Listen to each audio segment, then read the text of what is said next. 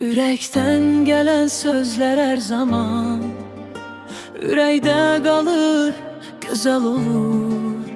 Sevgim qəribədir mənim, içimdə yaşadıram dərin dərin. Bunu hiss edirsənmi yoxsa yox? Ürəyim sənindir, başqasının yox. Sənlə güvəndəyəm, ürəyində öz istəyevimdəyəm. O evimdə səninlə sonsuz ömür yaşamaq istərəm.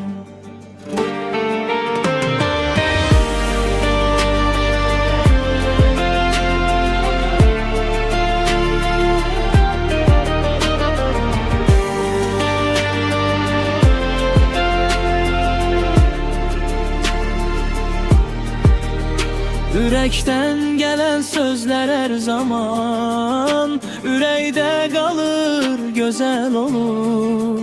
Sevgim qəribədir mənim, içimdə yaşadıram dərin dərin.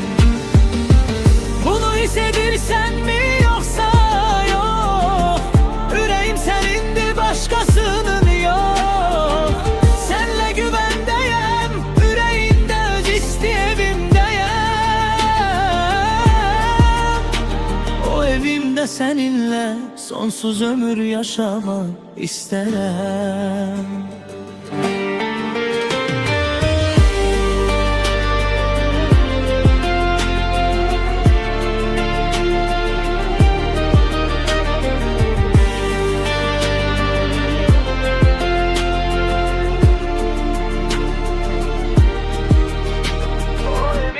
Seninle sonsuz ömür yaşamak isterim.